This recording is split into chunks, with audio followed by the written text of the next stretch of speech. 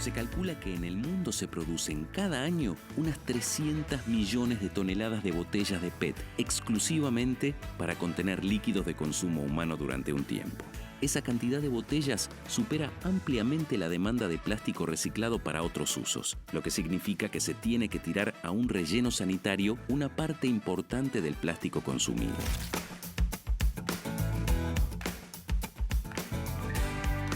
El gran problema de estos tiempos, el gran problema del consumo, la basura.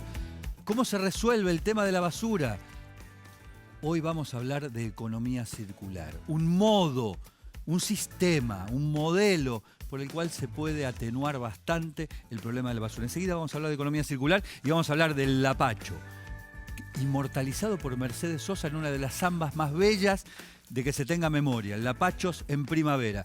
¿Y estas plantas? Bueno, estas plantas te voy a contar en un ratito, porque hoy en día se habla mucho sobre arquitectura sustentable. Sí. Así que fuimos a San Isidro a conocer una casa ecológica y ver un poco que se puede vivir. ¿Qué tiene que ver la casa ecológica con las plantas Y si me esperás un ratito te lo voy a contar después qué tiene que ver. O sea, parte de los dispositivos que tiene esa casa para ser más sustentable, más amigable con el ambiente, que supongo, después me vas a mostrar, deben tener que ver con la energía, con esas cosas. También uno de esos dispositivos es aprovechar la vegetación de la zona. Muy bien, enseguida.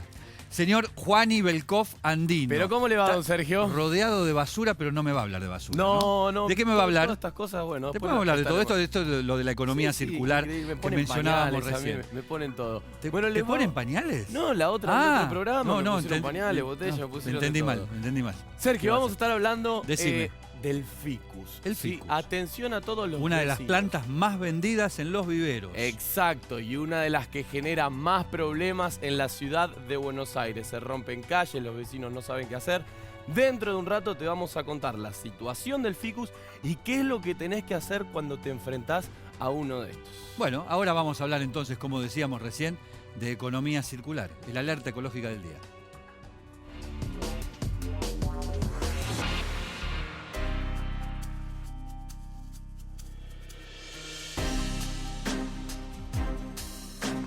En la Argentina, todos los años, se generan casi 13 millones de toneladas de basura.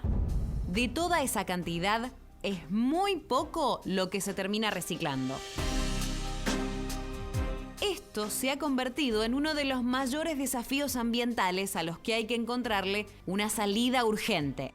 Muchos opinan que la economía circular es una de las soluciones. ¿De qué se trata? De convertir los residuos en un nuevo recurso. La economía circular pretende que los productos tengan varias vidas y no solo un único uso. Es decir, pretende conseguir que los productos, los componentes y los recursos mantengan su utilidad y su valor todo el tiempo que se pueda. Todo el material biodegradable volvería a la naturaleza y el resto se reutilizaría para la elaboración de nuevos productos. Se encontraría así esa segunda vida a los productos. A veces a través del reciclaje y otras veces produciendo energía con aquellos materiales que no permiten su reutilización.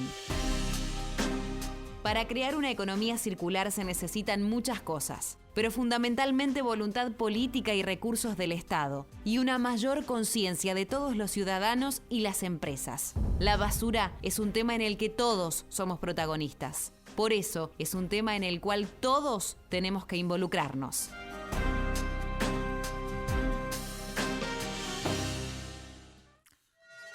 Vamos a ponerlo en contexto, al menos en la Argentina.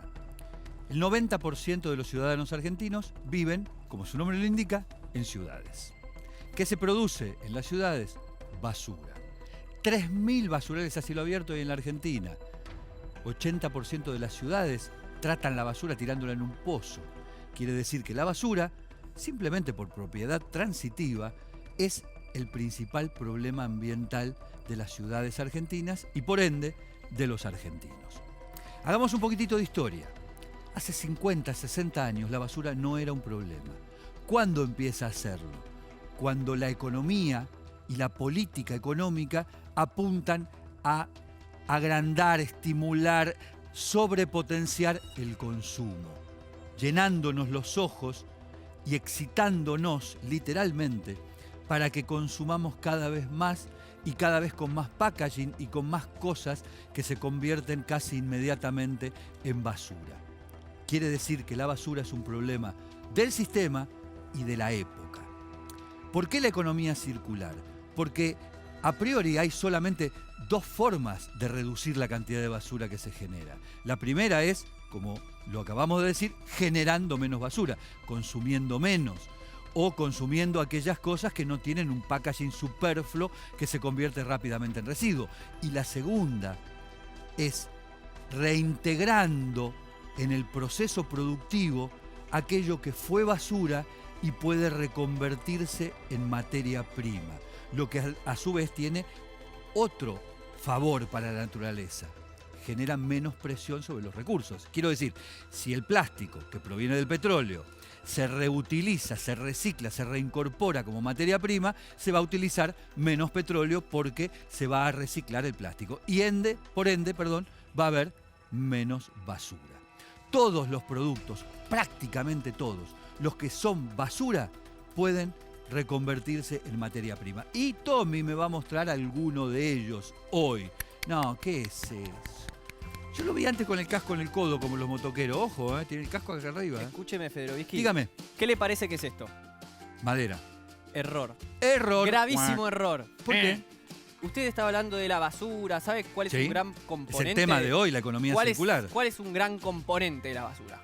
El plástico. El plástico. Esto, sí, lo que dije parece recién, claro. madera, está hecho de plástico y cáscara de arroz, Federovisky. Es maravilloso. ¡Opa! Esto lo hacen unos amigos ¿En serio? míos. Lo hacen unos amigos míos de la ciudad de La Plata. Usted la conoce bien, la ciudad de La Plata. Sí. Ellos reciclan el plástico y lo convierten con cáscara de arroz en este símil madera. Pero en serio, tiene como estructura de madera, tiene Está fortaleza. buenísimo, Está buenísimo, ¿en serio? Y sabe que tiene muchas ventajas sobre la madera. Por ejemplo, No se usan árboles. bueno, fundamental, no se usan árboles. Pero también ¿Qué más? no se pudre Claro. o no se astilla. Así que si usted quiere en verano, ¿Y la cáscara puede- de arroz de dónde la sacamos? Porque el plástico lo tengo claro. ¿Y la cáscara de arroz? la cáscara de arroz la consiguen dentro del arroz que se No produce. tengo idea de dónde sacar la cáscara de arroz. Escúcheme, menor Federovisky, idea, no me ni la presta men- atención. Sí, Esto ¿cómo que es no? un macetero. ¡Apa! Entonces, usted Macetero. pone ¿Y eso es tierra, un banco? le riega agua. ¿Esto qué es, un banco? Y no se pudre, eso es un banco. Acá le pones agua y no se pudre porque entra tierra, Porque la maceta. cáscara de arroz. Está buenísimo. Ewar, madera biosintética. ¿Cómo se llama? Ewar. Igual. Mis amigos de La Plata. Pero Los escúcheme amigos de una La Plata cosa. de Tommy. Escúcheme, Federovisky, por Yo lo favor, porque esto es escucho. maravilloso. Es que no puedo contenerme, estoy muy contento porque encontré esto. Esto Va. lo usan para estructuras afuera, tipo ¿A dónde? en exteriores, Sí. y hacen cosas grandes. Claro, tiene con- la función de la madera, pero no tiene los problemas de la Claro. madera. Por Chau, cada váyase. 15 kilos, Váyase, cada váyase. 15 kilos de plástico Váyase. hacen 1 metro cuadrado de esto, Federovisky. ¿Cuánto? 1 Chau. metro cuadrado. Después me cuenta más, Tommy. Hablábamos de la basura, de la economía circular, que es este intento de reintegrar productos que se convierten en residuo en materia prima para seguir produciendo. Y por lo tanto, para reducir la cantidad de basura final que va, por ejemplo, en el mejor de los casos, a un relleno sanitario. Pasa con los electrónicos. Una gran parte de los artículos eléctricos y electrónicos puede reciclarse, reutilizarse, reconvertirse para precisamente no ser más basura y al mismo tiempo no demandar tanta minería para producir estos materiales. Pasa lo mismo con la basura orgánica. Miren, yo acá tengo una bolsa de basura. Me voy a poner los guantes por una cuestión lógica que tiene que ver con la higiene. Voy a poner este guante y les muestro. Acá tenemos, miren, restos de comida. Alguien podría pensar que esto es basura no reutilizable. Falso. Falso.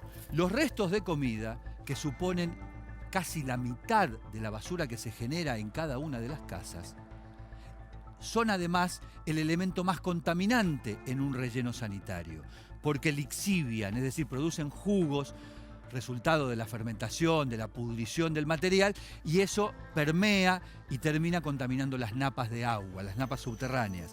¿Qué se puede hacer con la materia orgánica? Se puede hacer biogás, se puede hacer compostaje para obtener abono. Quiere decir que la mitad de la basura que se genera en una ciudad podría reconvertirse en abono o en biogás, y prácticamente no se hace. vamos a mostrarte alrededor de este programa cómo todo puede ser incorporado en la lógica de la economía circular. ¿Qué es la economía circular? Para un antropólogo, para alguien que estudia el funcionamiento de la sociedad a lo largo de la historia. Lo habla Pablo Jamber. A mí me parece que algunas intervenciones están muy bien si son dirigidas a los sectores más vulnerables de este encadenamiento productivo, como puede ser el caso de los recuperadores, pero creo que también hay que pensar desde el Estado en una política más integral y global, por ejemplo, a partir de incentivar a nivel industrial el consumo de los materiales que provienen de este encadenamiento productivo, que hoy en día la verdad es que no tiene ningún tipo de incentivos. Jamber mencionaba recién dos palabras claves, Estado e incentivos. Y la tercera, incentivos para el sector productivo. Esta plaqueta que yo tengo en la mano contiene oro. Este oro podría ser reutilizado siempre y cuando existiesen los incentivos correspondientes y de ese modo desincentivar, por ejemplo, la minería a cielo abierto, que rompe montañas, destruye ecosistemas para producir este mismo oro, o una parte de él, el resto va en lingotes generalmente. Lo mismo pasa con la famosa botellita de plástico. Si hubiera un incentivo hacia las fábricas que reutilicen o que incorporen plástico usado en su proceso de generación de plástico nuevo, indudablemente la cuestión andaría muchísimo mejor.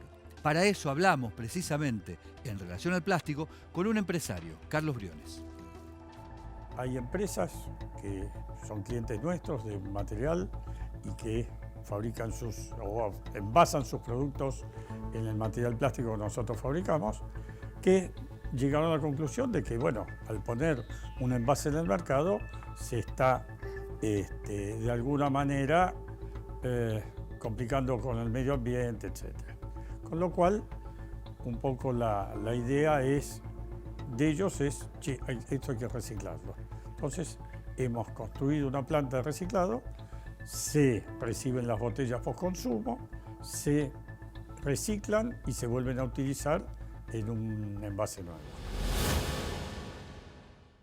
Efectivamente, el gran problema que tiene la economía circular, además de, lógicamente, que no se aplica, es que para poder aplicarla hace falta una política de Estado, porque es una política económica que tiene que poner subsidios en donde no los hay y sacarlos de donde los hay, de tal manera que reciclar no sea una cuestión meramente testimonial, sino que pase a ser lo mayoritario del tratamiento de los residuos. Después, más adelante, te voy a mostrar casi el sumum de la economía circular, que es esto, que no es papel picado, sino algo para producir energía.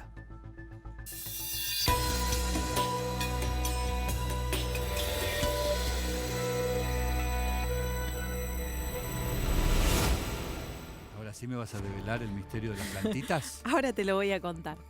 Si hablamos de arquitectura sustentable, por ahí muchos se ponen a pensar en paneles solares, en energías renovables, pero la sustentabilidad está en cosas mucho más simples. Se trata de pensar en esto, por ejemplo. Arrancar en los detalles, de dónde sale el sol, donde está mi casa, de dónde soplan los vientos y tener en cuenta el contexto, qué vegetación hay a mi alrededor para lograr esta armonía entre arquitectura y estilo de vida. Alguna vez alguien me dijo que una casa sustentable no era una casa que tenía una cosa, sino una multiplicidad de dispositivos que cada uno de ellos apuntaba en la misma dirección, que es darle sustentabilidad. Exactamente, se trata de los detalles y de pensar las cosas de una manera distinta. Por ejemplo, ahora sí vamos a develar el misterio, estas son plantas acuáticas nativas de la ribera de San Isidro. O sea que ni siquiera trajeron plantas de otro lado, no. Para nada, precisamente de acá. Se fijan qué hay en la zona y eso lo van a aplicar en la arquitectura. Yo quiero aclarar una cosa que siempre intento no olvidar. Cuando nosotros rescatamos el valor de una planta nativa, no lo hacemos por una cuestión de nacionalismo. No es que nos interesan porque son de acá. No. El punto es que las plantas nativas como los animales nativos, tienen una capacidad de adaptación y tienen muy perfeccionados sus sistemas porque han vivido siempre en este lugar. Sí, doy fe que estando en el jardín de esta casa aparecen insectos, mariposas y un montón de bichitos que no ves alrededor. Bueno, estas plantas acuáticas, ¿para qué sirven en esta casa? Estas plantas lo que hacen es filtrar el agua. Entonces, se acumula el agua de lluvia, estas plantas la filtran y después el agua se puede usar para riego o, por ejemplo, para el agua de los tubos de la casa, los baños. Muy bien, Así ¿vamos que a ver la nota? veámosla. Adelante. Esta casa lo que tiene en particular se encaró desde una mirada sustentable, cómo está implantada la casa en relación al entorno, cómo está implantada la casa en relación al sol y el dinamismo del sol, los vientos, la temperatura de todo el año. Entonces es una casa que está abierta al norte constantemente desde la mañana hasta la tarde, va ingresando la luz naturalmente, todos los espacios de la casa son naturalmente ventilados e iluminados. Y después hay un montón de decisiones que tienen que ver desde reutilización de materiales, la selección de los materiales, la energía, cómo la usamos y cómo la generamos.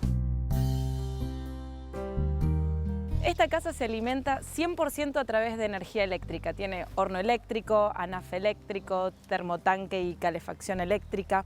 Es decir, que no hay redes de gas. Y todo esto gracias a estos 4 paneles solares que hay detrás mío. 1/3 de la energía de esta casa se alimenta a través de estos paneles. Esto quiere decir que si nosotros siguiéramos agregando paneles, se podría alimentar el total de la energía de esta casa a través de ellos. Podría alimentar aires acondicionados eléctricos, pero ni siquiera los usa porque tiene ventilaciones cruzadas, está bien aislada, tiene vidrios de BH, ventanas de PVC. Reutilizamos materiales de la obra para hacer todo el cerco de entrada, aparte de herrería. Hicimos un montón de cosas con madera de kiri, que es una madera que es barata, que no se pudre, ni se añeja, ni se abicha. Nunca se le puso una laca, una pintura, un barniz. Independientemente de los materiales nobles que se usaron para hacer esta casa y de la funcionalidad que tiene, la sustentabilidad también se ve en este corredor verde. Todas estas plantas son nativas de la ribera de San Isidro y muchas de ellas tuvieron que buscarse en reservas naturales de la zona o en viveros especiales. Y es muy lindo observar cómo esta vegetación atrae insectos, mariposas y la biodiversidad característica de esta región. El 100% de la cubierta es verde. La conexión de verde no solo está en la planta baja y en el jardín, sino que atraviesa por el medio de la casa hasta llegar al techo y agranda los espacios. Un techo que puede ser un techo de teja y no servir para nada, acá tiene otra función más. Recorriendo la casa nos podemos encontrar con varios reservorios de agua de lluvia como este estanque. Si ven, tiene plantas autóctonas acuáticas que sirven para purificar el agua. Y después, a través de una cañería, esta agua alimenta el riego de la casa y los sanitarios. De todos los lugares donde uno va abordando diferentes temáticas de la casa, siempre el eje es la sustentabilidad.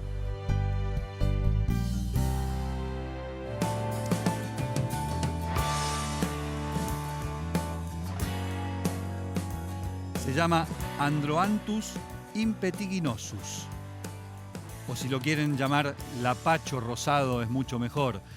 Ha integrado decenas de producciones poéticas en Santiago del Estero, en Tucumán, en Córdoba, porque es un emblema del centro norte de la Argentina, originario del sur de Paraguay, del sur de Brasil, el lapacho. Un árbol bellísimo, que tiene unas flores rosadas maravillosas, que tiene fruto, que tiene una madera valiosísima, dura, que resiste mucho la intemperie y que curiosamente por esas cosas de la estupidez humana, recién hace 10 años o un poco más fue reincorporado al arbolado urbano de la ciudad de Buenos Aires. Antes preferíamos plantas foráneas, de esas que rompen las veredas, infectan al árbol de al lado y no tienen la resistencia ni la belleza del lapacho. El lapacho rosado que nos acompaña hoy en Ambiente y Medio. Ya seguimos.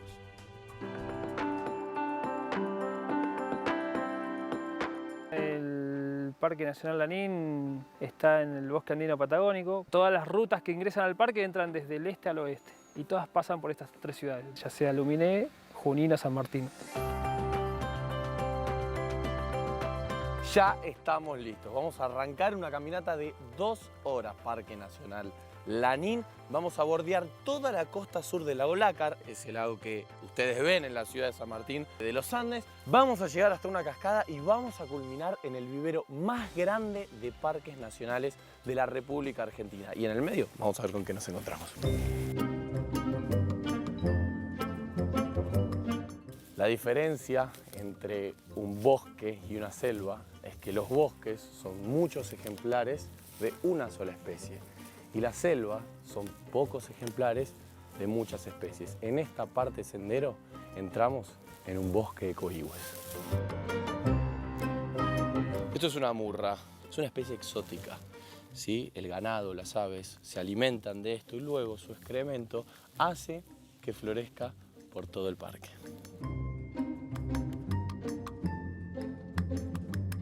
En nuestra caminata nos vamos encontrando con una diversidad de flora. Podemos estar en un campo cerrado, rodeado de un bosque de coigües y de repente nos encontramos con este campo abierto. A orillas del lago Nontué estamos.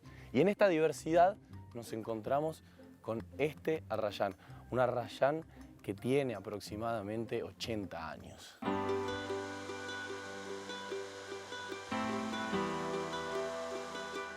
Estos son indicadores ambientales, se llama barba de viejo. Bueno, basta ver la forma, ¿no?, para saber el porqué del nombre.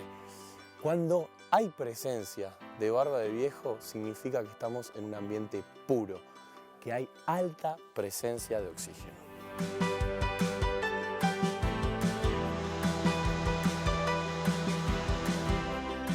Llegamos, vamos a arrancar la recorrida por lo que es, Martín, el vivero más grande y más antiguo dentro de un parque nacional. Exacto, Juan, y sí, bienvenidos al área. Sí, vamos a visitar el vivero de Pucará, un sitio que comenzó a funcionar en la década del 50.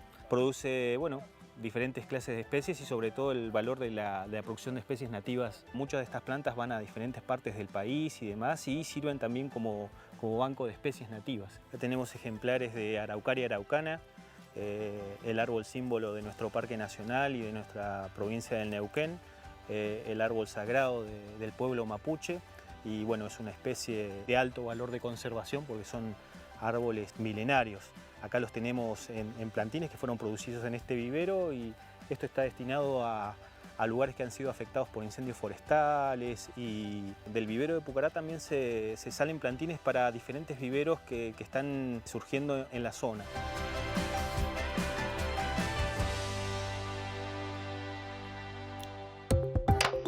Seguinos las 24 horas en nuestro canal de YouTube.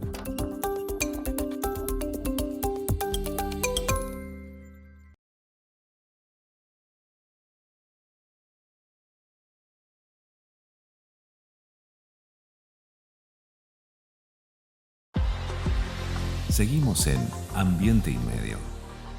Cuando el juego se vuelve una necesidad, deja de ser un juego. Entre todos, podemos prevenir la ludopatía. Pedí ayuda llamando al 0800-444-4000. Buenos Aires, provincia. Entre todos, podemos más. Ecoaula, el segmento educativo de la Fundación Ambiente y Medio. La biodiversidad o diversidad biológica es el término que define la amplia variedad de seres vivos sobre la Tierra y los patrones naturales que la conforman. Es el resultado de miles de millones de años de evolución, según procesos naturales y también de la influencia creciente de las actividades del ser humano. La biodiversidad comprende igualmente la variedad de ecosistemas y las diferencias genéticas dentro de cada especie, que permiten la combinación de múltiples formas de vida y cuyas mutuas interacciones con el resto del entorno fundamentan el sustento de la vida sobre el mundo. Para la humanidad, la biodiversidad supone el capital natural que permite obtener energía, alimentos y hasta beneficios médicos derivados, por ejemplo, del uso de las plantas. En 1992, las Naciones Unidas decidieron que había que proteger la biodiversidad, por lo que se firmó el Convenio Internacional sobre la Diversidad Biológica. Sin embargo, los resultados fueron pobres. Los científicos reconocen que la proporción de pérdida de especies en la actualidad es mayor que en cualquier época anterior de la historia humana. Solo en el reino vegetal se estima que se encuentran amenazadas más de un 12% de las especies conocidas, siempre debido a la poco racional actividad humana, como la tala de bosques nativos. señor Juan Ibelcoff Andino me iba a contar acerca del ficus. Así es, Sergio. Esa planta tan bella que todo el mundo compra en los viveros, no la plante. Exacto, que todos compran los viveros. Y te tiro un dato más. A ver. Es el tercero en abundancia en la ciudad de Buenos Aires. Me estás jodiendo. Exacto. El No, tercero, no sabía ese un dato. árbol que no debería estar. ¿Vos decís que en el arbolado de la ciudad de Buenos Aires el tercer puesto en cantidad lo ocupa el ficus? Un árbol que no debería estar, Sergio. ¿Y por qué está? Esa es la pregunta. Muchos de nosotros somos los culpables de ello. Quizás un vecino sale de su casa, quiere decorar su vereda y planta un ficus, sin saber, por supuesto. Señores, el arbolado en la ciudad de Buenos Aires está en manos del gobierno. No lo podemos hacer nosotros. Si nosotros tenemos un problema, como la problemática que van a ver ahora dentro de un rato, que genera el ficus, ustedes lo que deben hacer es llamar al 147. Tan simple como eso, Sergio. Llamar al 147. Y si quieren decorar su vereda, también deben llamar al 147. Para preguntar qué árbol plantar y no un ficus. Exacto. ¿Qué lo van a hacer ellos? Vamos a la nota.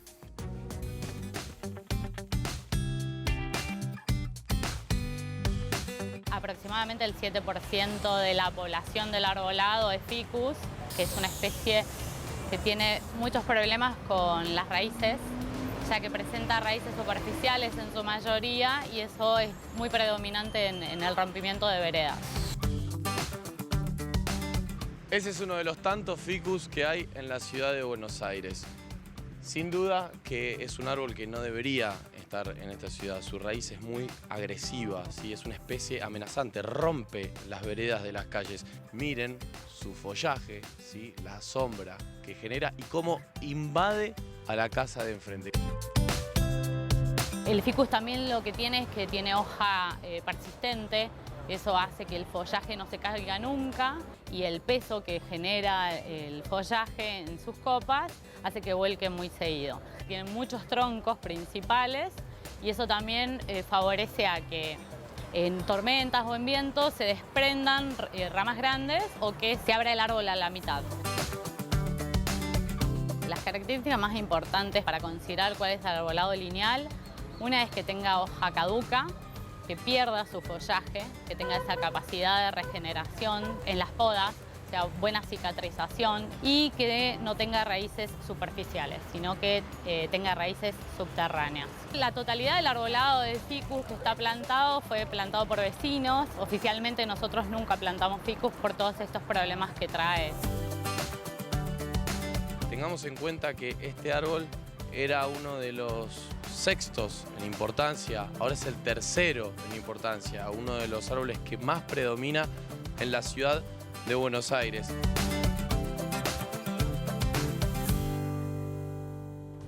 Señora, señor, si le queda libre el cantero en la puerta de su casa, no plante un ficus.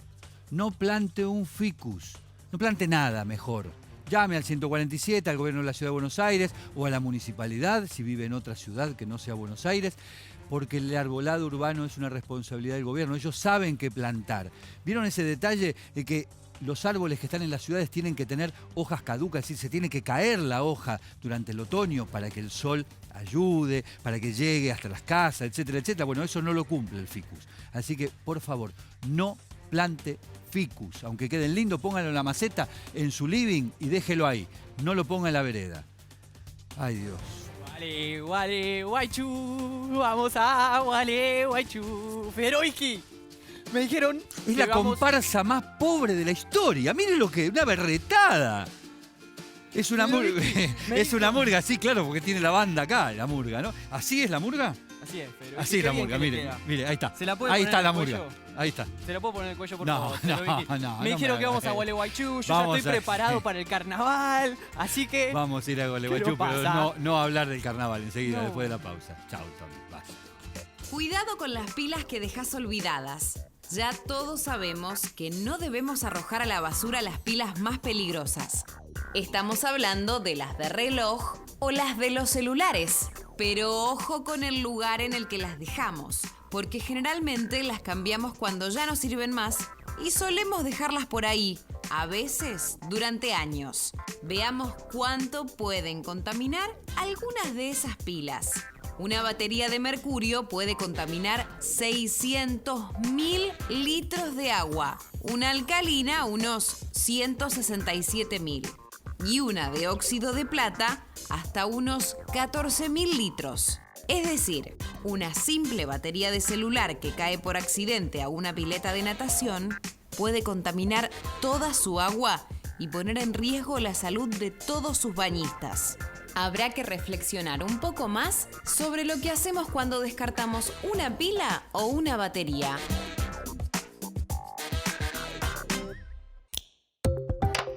Seguinos las 24 horas en nuestro canal de YouTube.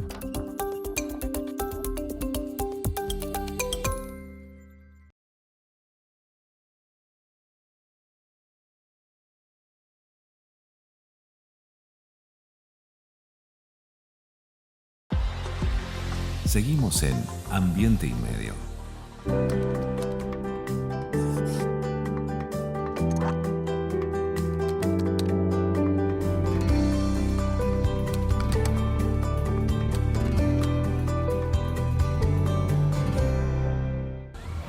Estas barreras flotantes que ustedes ven acá son precisamente... Es una ciudad con un estándar de vida importante y además con un estándar ambiental. El único río glaciario. Ya llevamos aproximadamente 2 horas de caminata. En primera persona, experiencias de la ecología real. Presentado por... Cada viaje es único. Confort. Espacio. Y seguridad. Probada en todo tipo de viajes. Nueva Toyota Innova.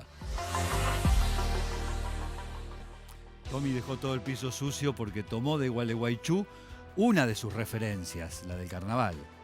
Pero Gualeguaychú, desde el año 2004-2005 aproximadamente, es, además de carnaval, papeleras, Botnia, conflicto. El primer conflicto en la Argentina y binacional con Uruguay, marcado fuertemente, casi de manera excluyente, por la cuestión ambiental.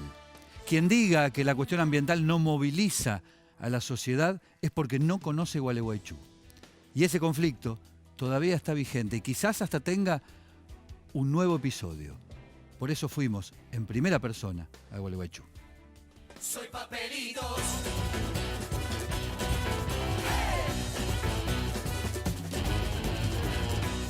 Desde siempre Gualeguaychú era carnaval. Pero a partir del año 2005 Gualeguaychú fue papeleras. Mejor dicho, no a las papeleras. Y durante una década, junto con el portal que permitía la bienvenida a Gualeguaychú, ese puente ostentaba un tremendo cartel que sentenciaba que Gualeguaychú estaba en contra de las papeleras.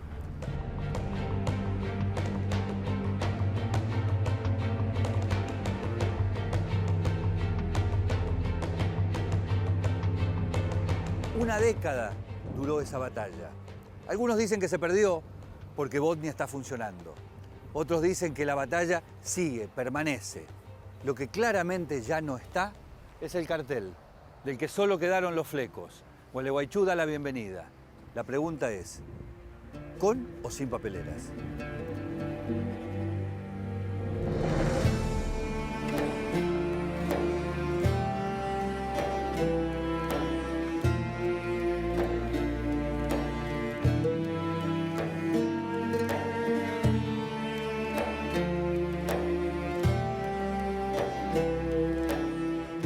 La historia tiene hitos, la historia tiene lugares.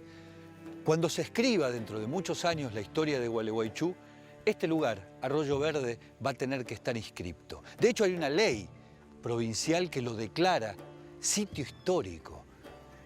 Uno podría preguntarse, ¿por qué un sitio histórico en el medio de la ruta 136 que une a Gualeguaychú con Fraiventos? Y porque en este lugar se hizo historia. Porque en este lugar, durante 3 años y 7 meses, el pueblo de Gualeguaychú, la gente de Gualeguaychú, representada en todo caso por la asamblea que reclamaba sí a la vida y no a Botnia, mantuvo cortada esta ruta en este preciso lugar. En este espacio donde nosotros estamos, esta ruta permaneció cortada durante, insisto, casi 4 años, porque era la batalla a dar y se entendía que esa batalla había que darla en el lugar, en el terreno, en la ruta. Y en este lugar esa batalla se dio. Y fue la primera batalla, al menos en la historia de la Argentina, en la que la bandera de lo ambiental, la bandera de no a la contaminación, la bandera de sí a la vida, estuvo muy, pero muy alto.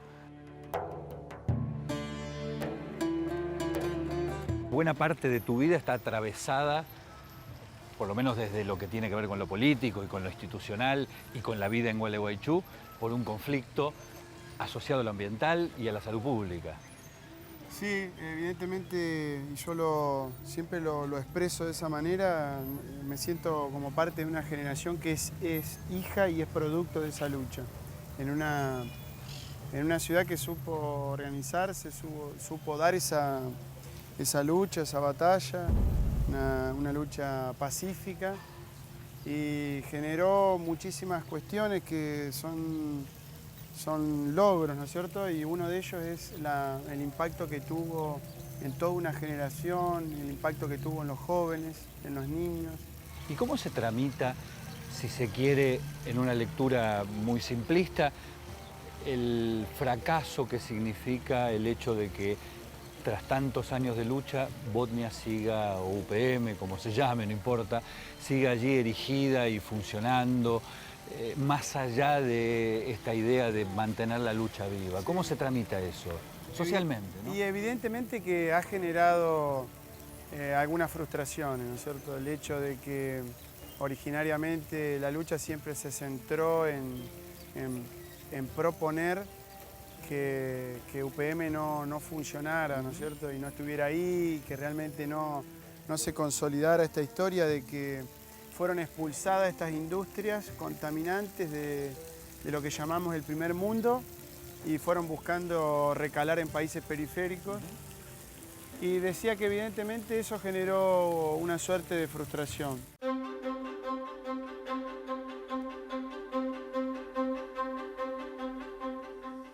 Estamos saliendo de Gualeguaychú, del puerto de Gualeguaychú. Vamos a navegar por el río Gualeguaychú hasta el río Uruguay, son 13 kilómetros por el agua. Vamos a tratar de ver la afectación, es decir, todo lo que los pobladores de Gualeguaychú, los vaqueanos, señalan que la presencia de la pastera ha provocado sobre las aves, sobre la vegetación, sobre la fauna autóctona.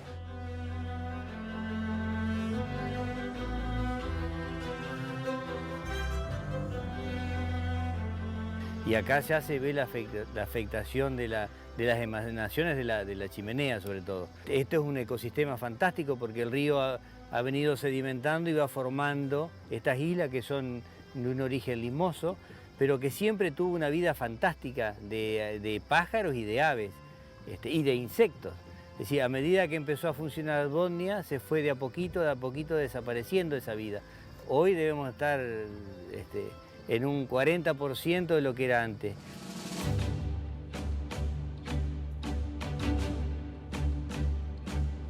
Más de 30.000 personas de una localidad que no llega a los 100.000 habitantes como el Gualeguaychú vinieron aquí a reclamar no a las papeleras. Claro, no sabían que eso era lo que finalmente estaban combatiendo, porque de aquel lado, en aquella orilla del río Uruguay, del lado del país vecino, no había nada, había una playa tan virgen y tan prístina como esta que ustedes pueden ver acá, que este es el lado argentino, claro está. Lo que la gente de Gualeguaychú no quería era eso.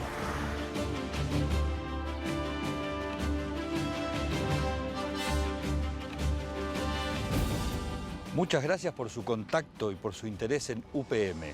En este momento la empresa no está otorgando entrevistas, por lo que no podemos proceder según su solicitud. De todas formas, tenemos en cuenta su planteo para coordinar más adelante, en caso que les interese, firma Agustina Navarro en nombre de UPM, la ex Botnia. Fue frente a una requisitoria, un pedido, una solicitud que le hicimos formalmente y por escrito para visitar la planta de Botnia, para visitar la planta de UPM en Fraiventos. Por eso llama la atención que Botnia no nos haya autorizado a conocer el interior, a mirar, a mostrarles a través de estas cámaras de Ambiente y Medio cómo funciona la empresa que desde hace 14 años mantiene en vilo a la sociedad de Gualeguaychú y que todavía hoy genera una resistencia potente, rotunda, unívoca en esa localidad de Entre Ríos. Botnia funciona hace más de 10 años. Lo único que produjo fue pasta de celulosa. Lo único que nunca consiguió es licencia social.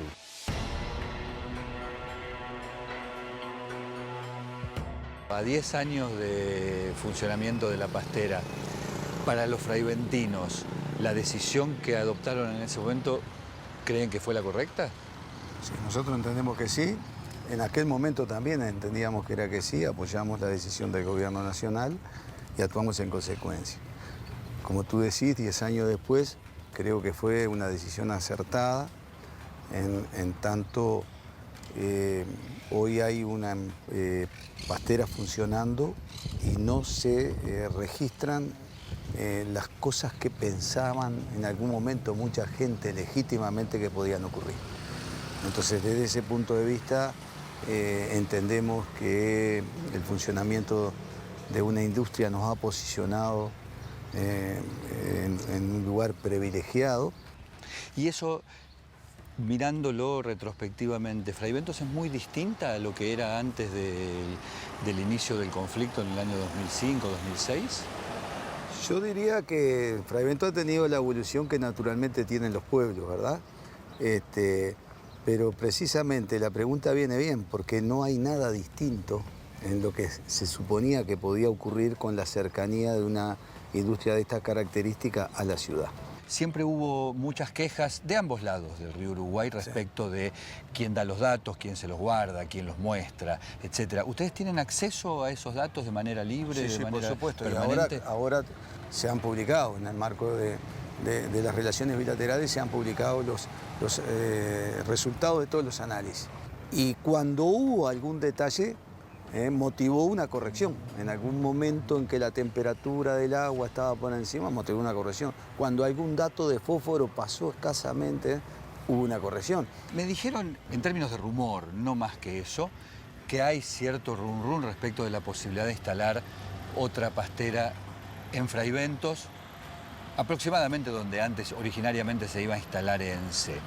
¿Eso es así? Y si es así, ¿puede desatar un nuevo conflicto? ¿El antecedente resuelve el problema o lo puede agravar? No, yo sentí esos rumores que creo que son más versiones periodísticas que no se condicen con la información que nosotros tenemos. Acá hay una negociación entre gobierno y UPM por una pastera nueva, pero en el departamento de Durazno, no acá.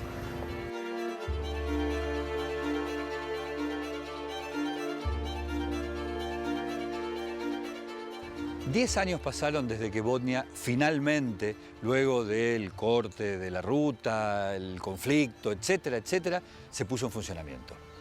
Uno podría decir que 10 años después la situación está empatada. O si se quiere, con el mismo conflicto y la misma crisis de siempre, pero larvados, quietos, callados. Aquí, en Fraiventos, uno de los epicentros indiscutibles de esta crisis, de este conflicto, se retoma la idea de que lo que trajo Botnia fue progreso, trabajo, actividad económica y cero contaminación, dicen de este lado del río Uruguay. Del otro lado del río Uruguay, en Gualeguaychú, lo que se dice es exactamente lo contrario, que hay contaminación, que Botnia no cumple con los preceptos que debe cumplir, que ambientalmente la situación está peor. Por lo tanto, podemos decir que estamos en el mismo punto de partida que en el año 2005, tanto es así que los rumores indican, y por ahora son solo rumores, que habría una intención de instalar una nueva pastera al lado de la que está funcionando.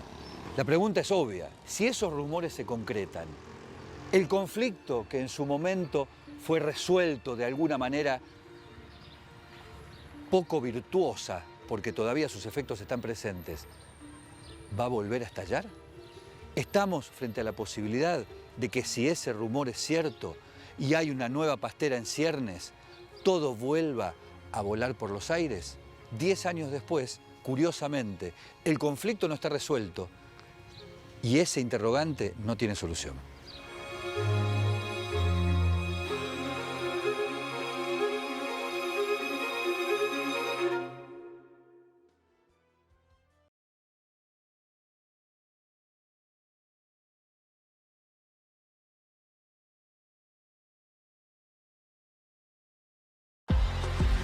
Seguimos en Ambiente y Medio.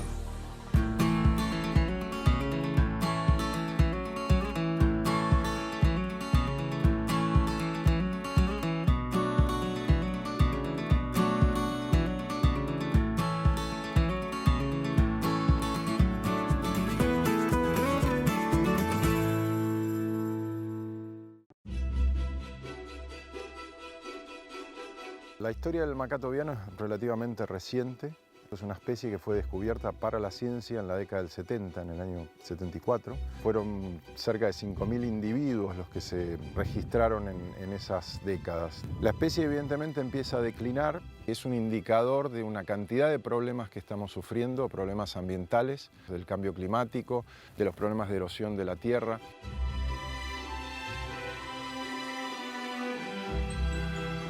Estamos inmersos en esta Patagonia argentina sobre la meseta santacruceña.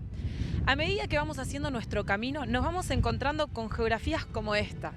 Esto alguna vez fue una laguna, pero hoy en día la falta de nieve genera esta sequía y todo esto se debe al cambio climático que vivimos en esta era. La meseta del Strobel o las mesetas del oeste de Santa Cruz son mesetas de altura, una zona muy plana con agujeros.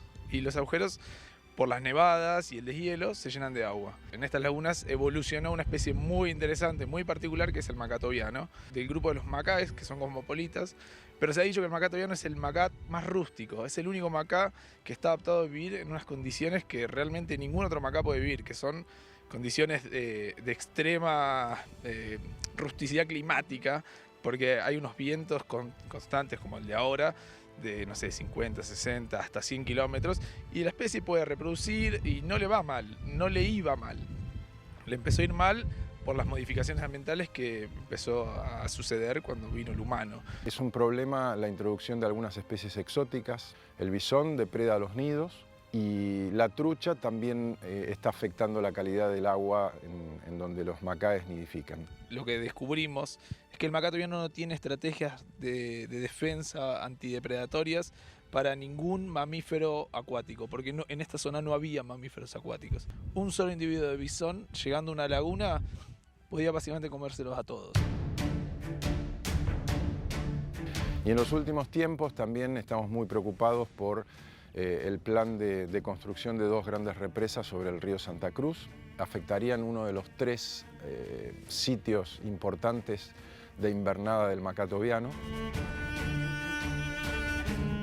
La población de adultos reproductores es aproximadamente 800 individuos. Todos los años hacemos censos en todas las lagunas que tienen características para que pueda habitar el macaco viano. Lo que sabemos es que de los últimos 5 años, luego de un montón de acciones de manejo y de conservación, la población se estabilizó e incluso está empezando a crecer lentamente. Toyota Argentina se suma al proyecto Macaco Viano en el año 2014. Uno de los logros más importantes es no solo trabajar en el proyecto Macaco Viano, sino también a partir del Macaco Viano y la creación de una estación biológica, una estación de recría, poder tomar otras series de especies en esta zona donde realmente es muy difícil trabajar y donde realmente hay muy pocas organizaciones que lo están haciendo. El macá es lo que consideramos una especie paraguas. Debajo de él hay todo un ecosistema. Sabemos que protegiéndolo a él, estamos protegiendo al resto de todo ese sistema natural, ¿no? Desde lo que es vegetación, lagunas, paisajes, incluso otros elementos de la fauna, ¿no? El macaco viano está en grave peligro de extinción. Y la pérdida de este ave no significa solo la desaparición de una especie, sino de todo un ecosistema, como esta Patagonia tan característica de nuestra Argentina.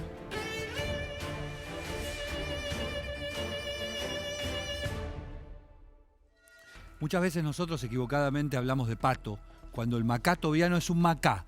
Y quiero señalar las 3 diferencias que hay entre un macá y un pato básicas. Una, el macá tiene pico agudo, no plano como los patos.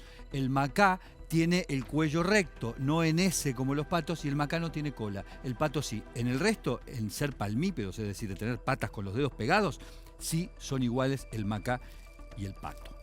Hablábamos de economía circular hoy a lo largo de Ambiente y Medio, y esto es quizás el escalón más alto de la economía circular, porque luego de recuperar plásticos, de recuperar materia orgánica, de recuperar residuos electrónicos, esto supone generar energía. Esto que ustedes ven acá no es papel picado, es madera, plástico, papel, diferentes productos que están en la basura y que no tienen posibilidades de ser reciclados, pero sí tienen alto valor calorífico. Y se los utiliza preferentemente en hornos de cementeras para reemplazar el carbón, con lo cual de paso le hacen un favor a la lucha contra el cambio climático. Pero esto no es barato, todo este procedimiento, y necesita del Estado. Para cualquier cuestión que tenga que ver con la economía circular, hace falta el Estado. Agradezco una vez más a la gente del vivero de la Ciudad de Buenos Aires por prestarnos, en este caso, el apacho, y ya lo saben, solo nos queda medio ambiente. Por eso hacemos Ambiente y Medio. La basura en tiempos de la economía circular es mirar hacia el futuro. Es, ante tanta contaminación y desperdicio, un imperativo que demanda la separación y recolección inteligente. Tenemos que reciclar más y enterrar menos. La ética de la época y las generaciones futuras nos exigen un nuevo paradigma. Ya no hay tiempo. El futuro es hoy.